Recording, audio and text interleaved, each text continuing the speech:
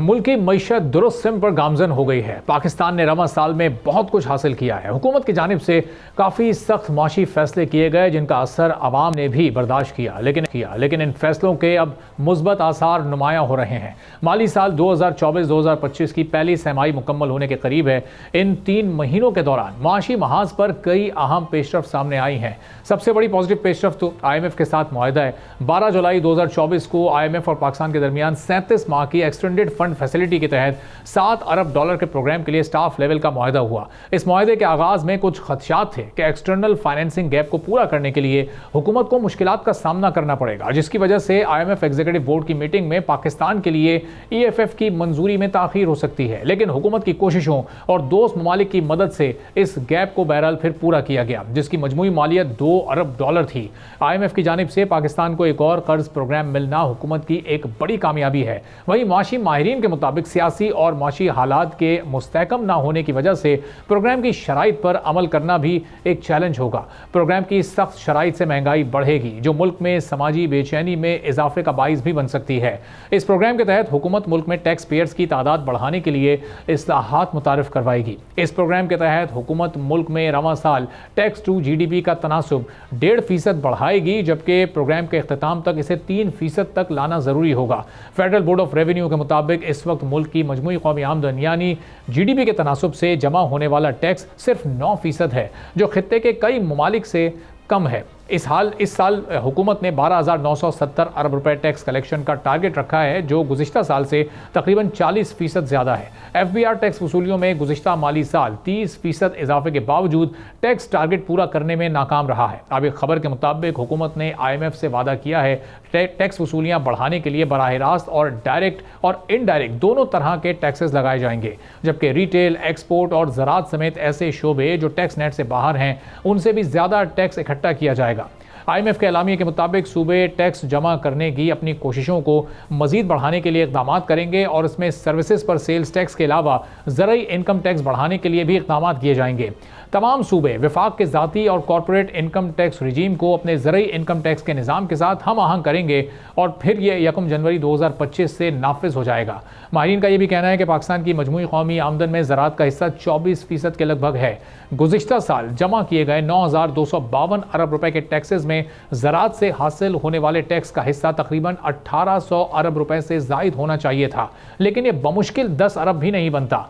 IMF की जानिब से एक शर्त यह भी रखी गई है कि स्टेट बैंक ऑफ पाकिस्तान गैर मुल्की ज़र मुबादला के ज़खायर बढ़ाने के साथ इकोनॉमिक शॉक से बचने के लिए एक्सचेंज रेट को फ्लेक्सिबल रखेगा। इसके साथ साथ फॉरेन एक्सचेंज मार्केट में कारोबार शफाफ बनाने के लिए भी इक़दाम जारी रखे जाएंगे।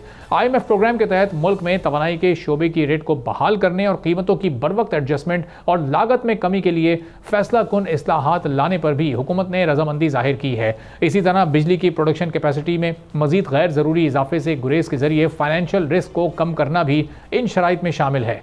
माहिरीन का ख्याल है कि इस डील की सूरत में बिजली के नर्ख बढ़ेंगे और ऐसी सूरत में हुकूमत सार्फिन को कोई रिलीफ देने की पोजीशन में दिखाई नहीं देती है।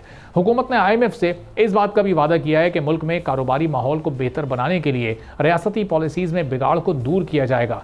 सरकारी इदारों के ऑपरेशंस और मैनेजमेंट को बेहतर बनाने के साथ निजकारी का अमल भी तेज किया जाएगा। हुकूमत ने यह भी वादा किया है कि स्पेशल इकोनॉमिक जोन्स को दी गई मुराद बतदरीज खत्म की जाएंगी, ज़रूरी सपोर्ट प्राइस और दीगर सब्सिडीज भी मरहला वार खत्म कर दी जाएंगी और किसी भी शोबे में गारंटीड मुनाफा नहीं दिया जाएगा। हुकूमत ने करप्शन खत्म करने के साथ साथ गवर्नेंस और शफाफियत पैदा करने वाली इस्लाहात की भी यकीन दहानी कराई है। अब इस सब पर अमल दरामद कितना मुश्किल होगा, जो टर्म्स एंड IMF के प्रोग्राम की सूरत में और लिमिटेशंस की सूरत में इस वक्त हुकूमत पाकिस्तान पर आयद हो जाएंगी, उससे पाकिस्तान की ग्रोथ में किस हद तक कमी आ सकती है, इस पर हम बात करेंगे। सलमान शाह साहब, साबिक वज़ीर ख़जाना, हमारे साथ मौजूद हैं। सलमान साहब, बहुत शुक्रिया प्रोग्राम के लिए, आपने वक्त निकाला। ये $7 अरब की इस वक्त पाकिस्तान के लिए कितनी अहमियत है? जब अगर इसको हम सालाना बुनियाद पर देखें तो हर साल हमें $2.3 अरब अगर मिलते हैं तो पाकिस्तान की जो बुनियादी ज़रूरत है वो इससे पूरी हो जाएगी।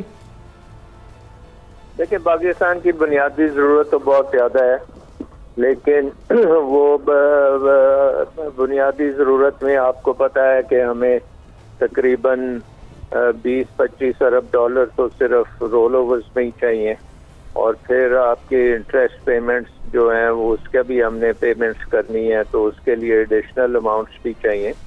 तो ये IMF का प्रोग्राम अगर आप करने चाहें तो फिर ये है कि आप वो बाकी जो रोल ओवर्स वगैरह हैं वो ज़रा आसानी से हो जाएंगे और फिर आपको मौका मिलेगा कि आपकी इकोनॉमी जो है उसमें आप कुछ रिफॉर्म्स कर सकें ताकि वो ग्रोथ जा सके। इस वक्त जो स्टेबिलिटी आप देख रहे हैं वो ज़ीरो ग्रोथ पे है। ग्रोथ का मतलब ये है कि आपके ना रोज़गार बन रहे हैं और बल्कि जो लोग पहले भी काम कर रहे हैं वो भी बेरोजगार हो रहे हैं और महंगाई के बाद आपका खासा जी महंगाई के बाद आपके लोगों की आमदन बहुत इस तरीके से बड़ी नहीं है। सही। तो ये बहुत ज़रूरी है कि IMF का प्रोग्राम हो और उससे तसल्ली मिले आपके इन्वेस्टर्स को अंदरूने मुल्क भी और बैरूने मुल्क भी, और उसके बाद आपको मौका मिले कि आप इकोनॉमी में रिफॉर्म्स कर सकें। सब्सक्राइब करें और बेल दबाएं ताकि कोई खबर रह न जाए।